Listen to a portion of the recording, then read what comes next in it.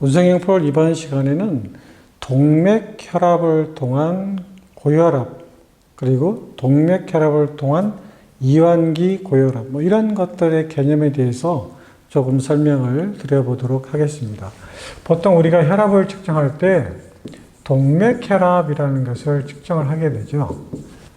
동맥혈압이라는 것은 심장에서 혈액이 뿜어져 나가는 그런 부위를 말하는 건데, 가장 큰 압력을 받는 것은 대동맥이고, 그 다음에 세동맥, 그 다음에 모세혈관, 이런 순서적으로 전체적으로 혈압이 이제 낮아지는 것을 볼 수가 있습니다. 따라서 우리가 보통 평균 동맥 혈압을 측정하는 것 외에 일반적으로 혈압을 측정할 때 우리 상완에 있는 동맥 혈압을 보통 측정을 하고 있잖아요. 그렇죠?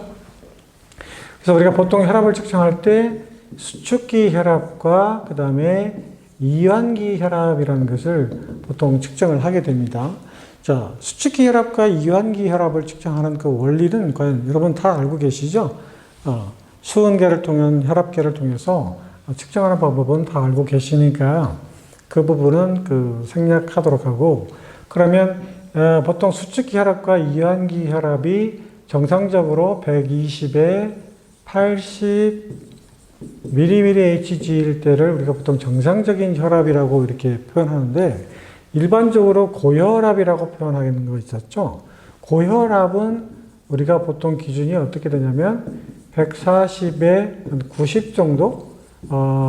이걸 우리가 보통 이제 고혈압 이렇게 보통 표현하는 것 같아요. 그래서 보통 수축기 혈압이 140 이상일 때 고혈압의 기준으로 이제 삼는 그런 기준점이 되는 것 같아요.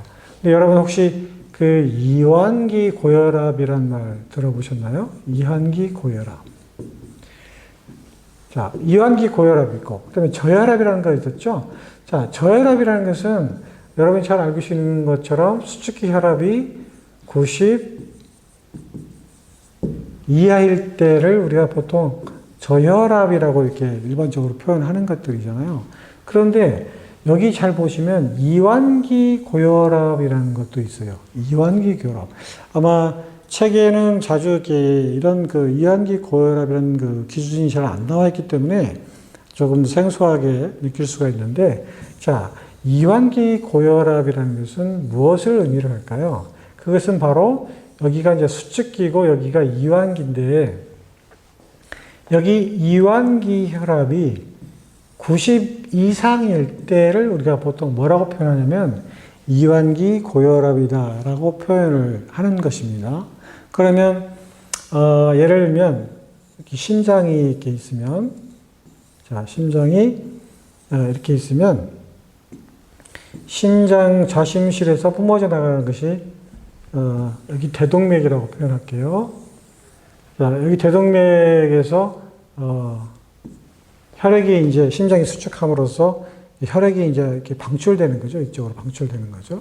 따라서 심장이 수축할 때 이 혈관에서 받는 압을 우리가 뭐라고 표현하냐면 수축기압이라고 이렇게 표현한다. 그래서 보통 120이면 정상 이렇게 표현하는 거고, 이 압이 140 이상 올라가게 되면 우리가 일반적으로 수축기 고혈압이라고 표현하는 거예요.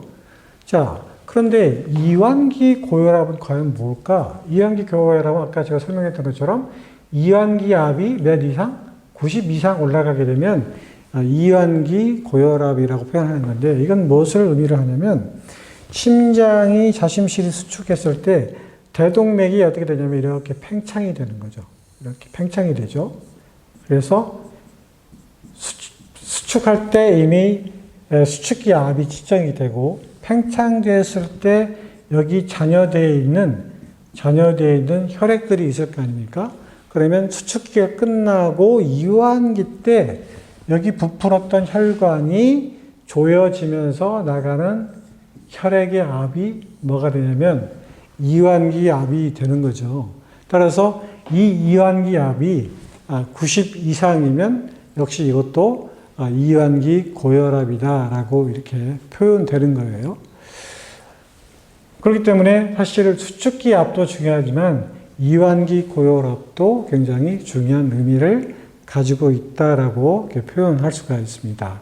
자, 오늘 이 시간에 동맥혈압을 측정할 때 이완기 고혈압은 무엇을 의미하는지에 대해서 잠깐 설명을 드렸는데, 이완기 고혈압의 의미를 좀 알고 계시면 좋을 것 같아요.